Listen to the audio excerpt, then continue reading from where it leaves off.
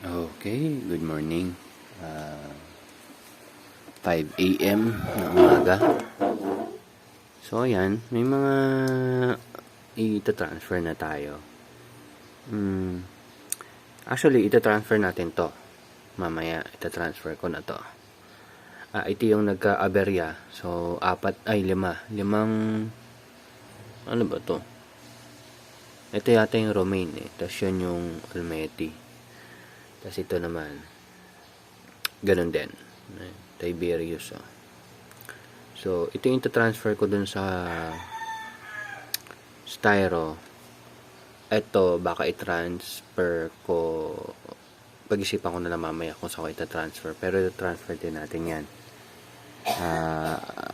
Ito, hindi ko na tinuloy. Ito. Ano ba to? Onion bunching yata ito. Parang onion leaves. Hindi ko na tinuloy. Tapos, may iniisip akong bagong setup kahapon. Yan. Kasi, iniisip ko na mahihirapan ako ng ganitong setup sa rooftop kasi iinit yung tubig. Mainit kasi talaga sa rooftop. So, hindi muna natin i-retire tong grow light natin. So, ayan. So, ang ginawa ko kahapon, di ba marami naman akong ganito. Inilagay ko na lang dyan. Kasi 'di ba, nahihirapan ako mag-transfer dati pag may ugat na. So, umpisa pa lang, lalagyan na natin diyan yung foam. Kung mapansin niyo, ayan oh. Parang hanggang dito yung foam pababa. Kasi isa pang problem ko, pag naka-foam, pag nilagay ko na siya dun sa styro box, mahirap naman siyang hugutin. Yung butas nila, wait lang, pakita ko sa kanya. Yan. Yung butas kasi ng styro natin, yan 1 inch. Yan, 1 inch lang, maliit lang talaga. Sakto yan dyan. Yan, saktong-sakto yan. Oh. Ganda nga lang pagkakasukat eh. Parang yung laki nitong butas na to, 5 piso. 5 piso yung coin. Yung laki ng butas na yan. Yan. Pero hindi kasi yung 5 piso dyan, alam ko. Parang gano'n yan. Pero yung sukat ng pabilog, 5 piso guhit ko dyan. So, yan o. Kasya kasi siya dyan. So, pag may ganyan tayo, medyo madali siyang tanggalin. Diba?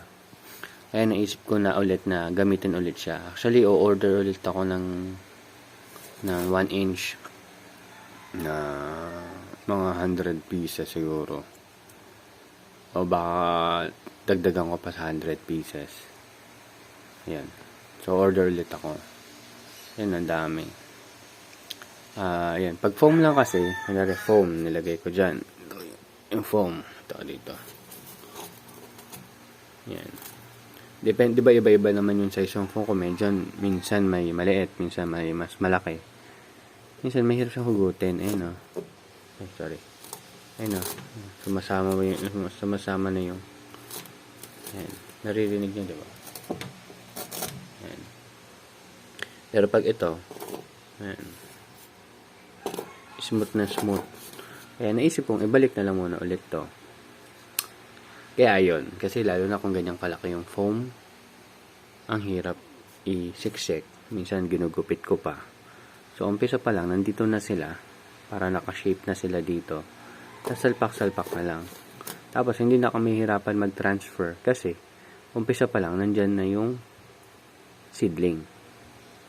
So, mamaya, tatalim ako dito, lalagyan ko na lang yun ng mga buto. So, dyan na sila nakaset up. Umpisa pa lang, hindi na muna tayo dark room or dark area. Ayun. Katulad ng ginagawa ko dati. So, hopefully, maging maganda naman yung germination. Kasi dati, kaya ako siya ginawang dark area, medyo parang mababa yung germination rate. Pero hopefully ngayon, mag-o-okay na siya. Pelletized naman siya eh. So, ibig sabihin, lalabas lang siya dun sa pelletized form niya pag nag-germinate na siya or magkakrak lang siya pag nag-germinate na siya. So, sa palagay ko, okay pa rin naman to. Oo nga pala, yun regarding naman dito. To, mapansin nyo, hindi naman lahat nag-germinate ng maayos.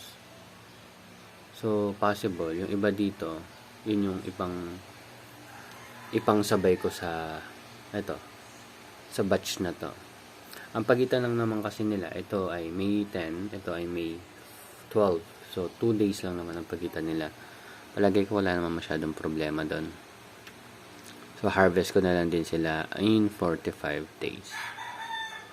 So, yan. Yan lang naman share ko sa inyo. Bagong setup. Pero may naisip din ako. Kokopit naman. Kokopit hanggang dito lang sa level na to. Kaya medyo puno natin ng konti. Yan.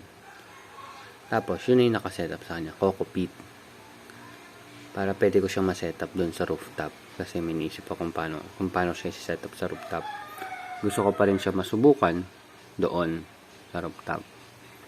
Pero pag plastic kasi yung container natin, lahat, plastic lahat yan, medyo madaling uminit. Styro yung gagamitin natin doon. Ayan. So, medyo marami-raming, may mga idea, pero hindi ko pa nasusubukan lahat. Pero at least, meron tayong idea kung paano natin siya gagawin. Ayun. So, thank you very much and see you next update. Kung may tanong kayo, tanong lang kayo. Kung kaya kong sagutin, sasagutin ko naman. And, yun yung gagawin natin ngayon. Magta-transfer tayo. Hopefully, maging okay yung pag-transfer natin. Thank you very much. Bye-bye.